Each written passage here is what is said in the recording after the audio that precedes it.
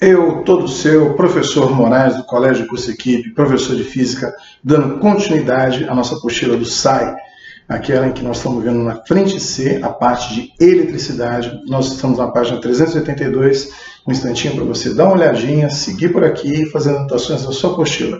E o que nós vamos estudar hoje? Atenção! Campo elétrico. De novo, o que nós vamos assistir então hoje? O que nós vamos aprender hoje? O que nós vamos rever hoje? Campo elétrico. Meu Deus. Bom, enfim, nós vamos então estudar hoje campo elétrico.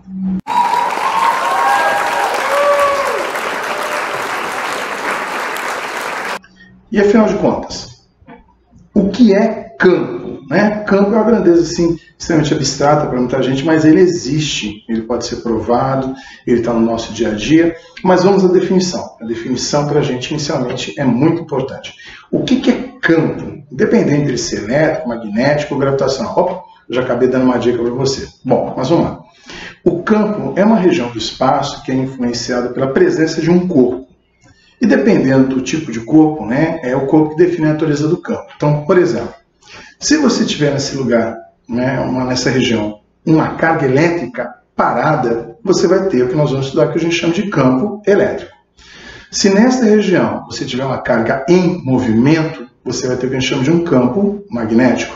E se por um acaso você tiver um corpo com uma determinada massa, você vai ter o que a gente chama de um campo gravitacional. Beleza. Mas o campo existe, é isso mesmo? Existe, ele pode ser previsto, ele pode ser inclusive até criar modelos para você entender. Se você perguntar para mim se eu acredito no campo, sim, eu acredito no campo. Mas, se for necessário, a gente pode até chamar alguém que manje muito mais de campo do que eu, né? Pode ser inclusive ele. Não, brincadeira. Ele não, né? Ele já foi. Saca só esse videozinho, que bacana. Então você nota que você tem a região do espaço, você bota um corpo massivo, e à medida que esse corpo massivo entra nessa região, ele cria essa deformação, essa região de influência, que a gente chama de que é mesmo, gente? Campo. Nesse caso, pela presença de uma massa, você tem o que a gente chama de um campo gravitacional. Beleza até aí? Você coloca um corpo massivo, e ele deforma. Aí o que o professor faz? Ele joga uma bolinha de gude, vidro, né, sobre a malha. Resistência bem pequenininha, bem pequenininha, ela dá uma girada. E ela vai girando, girando, girando, até bater no corpo central, que é esse corpo massivo.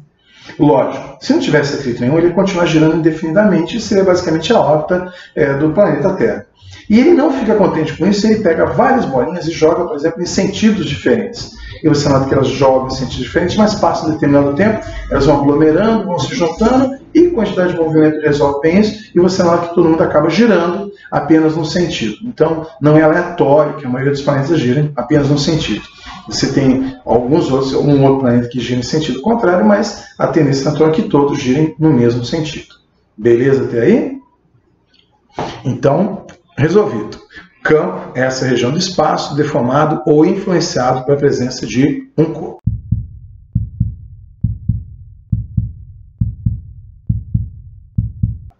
Então, vamos lá. Agora, nesse nosso próximo vídeo, nesse nosso próximo bate-papo, a gente vai fazer uma analogia entre o campo gravitacional, que é o que a gente mais conhece, né, que é aquele que a gente está sob influência da Terra, e o campo elétrico, que é o que nós vamos estudar. Sempre lembrando um detalhe importante.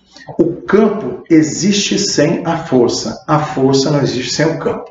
E quando a gente fala de força, a gente fala, por exemplo, de força de campo, aquelas que atuam à distância. Quais são as forças de campo que você conhece desde pequenininho? A força gravitacional, que atua à distância, a força elétrica, a força magnética e a força do amor. Então, por exemplo, meu amor está aqui distante, a força está pequenininha, né? Mas o amor está muito intenso, tá? Brincadeira. Então, vamos lá. Então, o campo é uma grandeza individual. Então, esse corpo possui um campo, este outro corpo de mesma natureza também possui um campo. A interação entre esses dois campos é o que vai gerar o que a gente chama de força. E lógico, essa força, dependendo do tipo de corpo, pode ser de atração ou pode ser de que mesmo? Repulsão. Então, vamos a essa analogia. O nosso campo gerador com a massa geradora emisora. E vamos colocar próximo à Terra 3 corpos, por exemplo, um elefante, uma formiga e uma pessoa na figura de um astronauta. Beleza? O astronauta aí no cantinho. Certamente eles não têm nada em comum, aparentemente, porque a massa do elefante é diferente da massa da formiga, que é diferente da massa do astronauta. Imagina essas forças atuando sobre cada um deles. Aparentemente, não tem nada em comum. Porém, se você montar uma relação entre o peso do elefante, a massa do elefante, o peso da formiga, a massa da formiga, o peso do astronauta e a massa do astronauta, você vai notar que o peso do elefante, pela sua massa, e do peso da formiga e a massa da formiga vão dar iguais, porque eles vão estar submetidos ao mesmo campo gravitacional. Vamos fazer uma experiência, só que agora, ao invés de você ter uma massa geradora, você vai ter uma carga geradora quesona. Em vez de você ter o elefante, a formiga e o astronauta, você vai ter a carga A, B e C. Pelo princípio do Fay, é natural que apareçam as forças de repulsão e atração.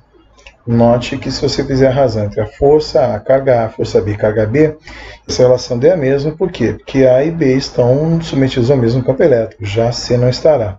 Então, por analogia, já que a gravidade, pela força e a massa, gera o vetor campo gravitacional, a relação entre força elétrica e carga elétrica vai gerar para você o seu campo elétrico.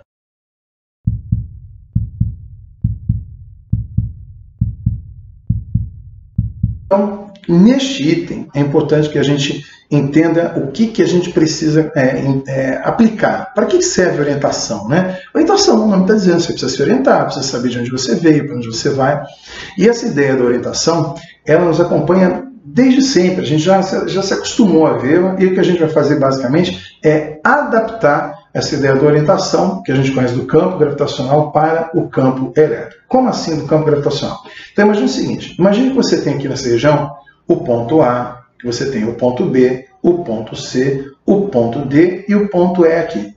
E que eu coloque um vetor campo gravitacional para você apontado para um desses pontos. Então, observe para onde ele está apontando. Legal? Agora você tem que imaginar o seguinte, se esse vetor campo gravitacional ele foi gerado pela Terra, então qual dessas 5 posições que você imagina que esteja a Terra? Olha lá, viu? Fácil de identificar, porque você aprendeu desde pequenininho que o vetor campo gravitacional ele sempre tem que estar apontado para o centro da Terra, né? Necessariamente não é para baixo, porque depende do referencial, mas ele aponta para o centro da Terra, que é exatamente a região onde tem a origem do campo gravitacional terrestre. Então significa dizer que em qualquer lugar que você imagine da Terra, esse vetor aponta para o centro da Terra. Então quer dizer que as linhas de força que representam o vetor campo gravitacional convergem para um único ponto. E esse tipo de campo a gente pode batizar simplesmente de campo convergente. Ou ainda, que as linhas de força que representam esse campo gravitacional, eles se aproximam da região de origem. E já adiantando, por favor, o expediente. Atração e repulsão você usa para definição de força. Quando você falar em campo de afastamento e aproximação, você está falando a respeito de representação do campo. Campo é uma coisa, força é outra. Não confunda as informações, beleza? Você que vai fazer PISM, de repente vai fazer uma prova discursiva, cuidado, você não pode misturar essas duas informações. Tranquilo? Então, vamos lá. Primeira coisa para ficar bem claro, para ficar bacaninha, não esqueça que você viu no primeiro bloco a relação entre força elétrica e carga elétrica, que vai te dar o vetor campo elétrico. Vamos fazer uma pequena mudança e vamos escrever que a carga elétrica é a razão força sobre campo. Mas para que isso? Bom, porque é um detalhe importante. Força e campo são grandezas que são vetoriais. E a carga elétrica é uma grandeza que é escalar, ou seja, ela tem sinal positivo ou negativo. E vetor não tem sinal, a gente diz que ele tem sentido, ele tem uma orientação. Opa, orientação. Sacou a jogada? Então vamos lá. Preste atenção nessa relação que você está vendo. Beleza? Então vamos lá. Se a carga aqui for positiva, é porque a força elétrica e o campo elétrico devem ter o mesmo sinal. Ou os dois são positivos, ou os dois são negativos. Mas é esquisito dizer, Moraes, que em grandeza vetorial tem sinal positivo ou negativo. Verdade. Quando os dois têm sinal positivo, ou quando os dois têm sinal negativo, quer dizer que eles têm o mesmo sentido. Então vamos lá? Então quer dizer que quando a carga aqui é positiva, além da força e o campo ter a mesma direção, eles vão ter o mesmo sentido. Facinho de você guardar. Se por um acaso a carga aqui for negativa, a relação matemática que a gente entenderia é que um em cima é positivo, outro embaixo é negativo, ou vice-versa, de cima negativo, de baixo positivo. Porém, você sabe que quando você for falar para vetor, sinal positivo e negativo, quer dizer que eles têm sentidos do que mesmo? Opostos. Então, qual a conclusão que você vai chegar nesse momento? Que força e campo sempre vai ter a mesma direção. Mas se quando a carga aqui for negativa, eles vão ter a mesma direção e sentidos do que mesmo opostos.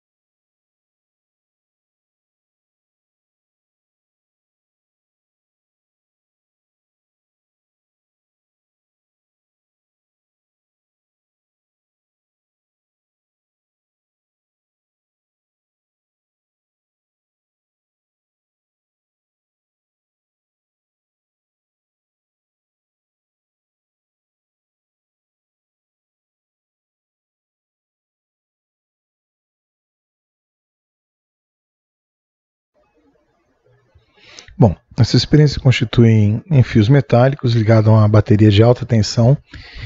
Ela cria uma diferença potencial, toda bateria tem um polo positivo e negativo, você pode ver ao fundo lá que você tem a bateriazinha, e você joga no fundo óleo normal, óleo de cozinha. O óleo é constituído de polos, ou seja, ele tem um polo positivo e um polo negativo, e pelo princípio de Dufay ele acaba se orientando na presença de polos distintos. Só que você não consegue ver as moléculas de óleo. Então, para você poder observar a movimentação das moléculas de óleo e produzir o que a gente chama de linhas de força, você pode jogar na experiência semente de grama. Preste atenção que não é limalha de ferro. Limalha de ferro é utilizado para quando você estiver trabalhando com campo magnético. Esse que você está fazendo é o campo elétrico. A princípio você nota que não tem nenhuma movimentação, o que tiver de movimentação é um movimento aleatório, mas isso tudo muda à medida que você liga a tensão. À medida que você liga a tensão, a diferença potencial, um polo fica positivo, outro negativo, e as moléculas de óleo vão se orientando. E aí que é legal, como você não consegue ver as moléculas de óleo, como a gente não tem a percepção dessa movimentação nem de linhas de força, a grama sobre as moléculas de óleo acaba se orientando. E aí você tem a produção das linhas de força. Inicialmente você não consegue notar de onde está saindo, de onde está chegando. Por isso da convenção dos sentidos do vetor campo elétrico em relação à carga, né? E aí você está vendo o desenhozinho das linhas de força. É bem legalzinho que você consegue ver direitinho o desenho das linhas de força. A semente de grama é muito pesada.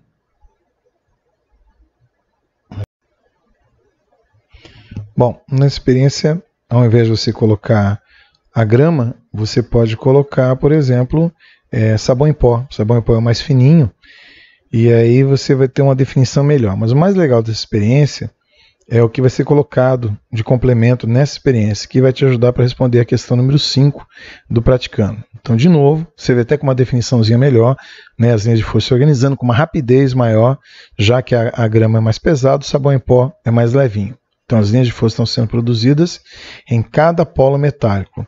Então, a gente pode imaginar que sai de um positivo e vai para um negativo. Eu não consigo identificar, mas pela polaridade da pilha eu consigo ter essa noção. E nós colocamos, no vídeo foi colocado um pedaço de uma latinha. Eu não sei se de refrigerante funciona, mas eu acredito que de cerveja sempre vai funcionar, né, porque é metálico. E porque de refrigerante eu nunca vi, mas você nota que com a ideia do campo elétrico, lá dentro não tem linha de força organizada. Tem do lado de fora, você nota que as linhas de força estão bem organizadinhas, tanto de um lado quanto do outro, do lado de fora da latinha, e dentro não tem nenhum tipo de movimentação, ou seja, não tem linha de força, não tem campo elétrico. E aí está aí só a gaiola de Faraday visualmente provada. Do lado de fora tem campo elétrico, do lado de dentro nenhum. Você pode colocar próximo aos polos, você pode agitar e toda vez que você colocar na região, você já sabe que você vai estar protegido. Lembrando que você não está protegido nunca por causa da borracha dos pneus de um automóvel, e sim pela blindagem metálica. Então, coloca pertinho, pode chacoalhar, tira a organização dela aí e espera estabelecer de novo o equilíbrio, as linhas de força vão contornar a latinha, mas internamente não tem linha de força alguma. Olha a blindagem eletrostática sendo provada aí.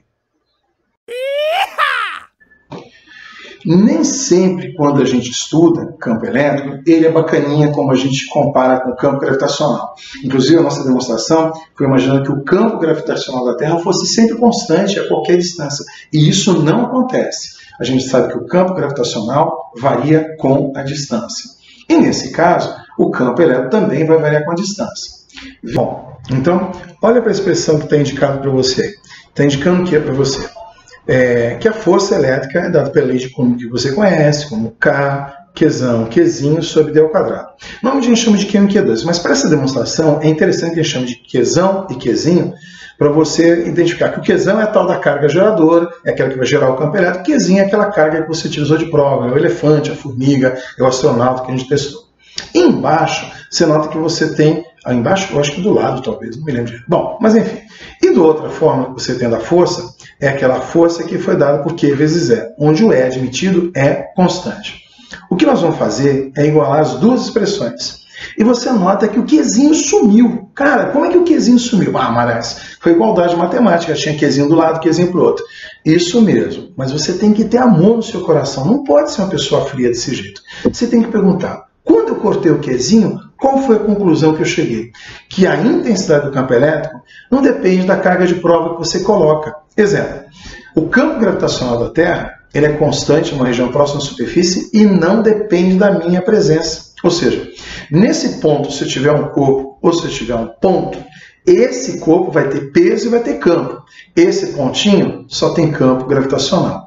Então, essa expressão mostra para você que a intensidade do campo elétrico depende da presença de uma carga geradora, que a gente batizou de Qzão, ou tomou ela como referência, dividido pela distância elevado ao quadrado. Não esquece que é uma relação matemática muito conhecida, relação matemática conhecida. Olha lá, é uma grandeza que é inversamente proporcional ao quadrado da distância. Ou seja, quando você dobrar a distância, o campo elétrico não cai pela metade, cai pela quarta parte. Triplica a distância, o campo elétrico vai cair pela nona parte e assim sucessivamente. Lembre-se, é uma grandeza de campo que varia com o inverso do quadrado da distância.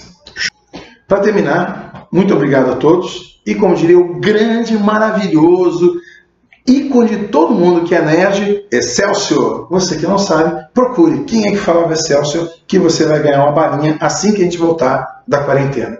Eu, todo seu, professor Moraes, do Colégio Curso Equipe, Física na Cabeça, aguarde os próximos vídeos e a resolução de questões. Não esqueça de mandar a sua dúvida para o meu Facebook, aquele que tem o nome bacanão, Carmelino Moraes de Alcântara, que você já sabe que só tem eu, ou no Instagram, Carmelino. Você não vai achar outro lá de qualquer maneira, então só pode ser eu. E o pessoal que é do terceiro ano, que é do pré-médio, que é do pré-vestibular, não esqueça, a gente está tirando dúvida pelos grupos de WhatsApp e eu vou estar atendendo de 3 em 3 em horário normal de aula que eu vou passar para vocês, beleza? Cuide-se bem, lave bem as mãos, vai ingerir bastante líquido e guarde todas as histórias que você tiver para contar, porque esse é o momento em que a humanidade vai poder contar a mesma história, todo mundo junto, que tem o mesmo motivo, tá bom? Fiquem bem.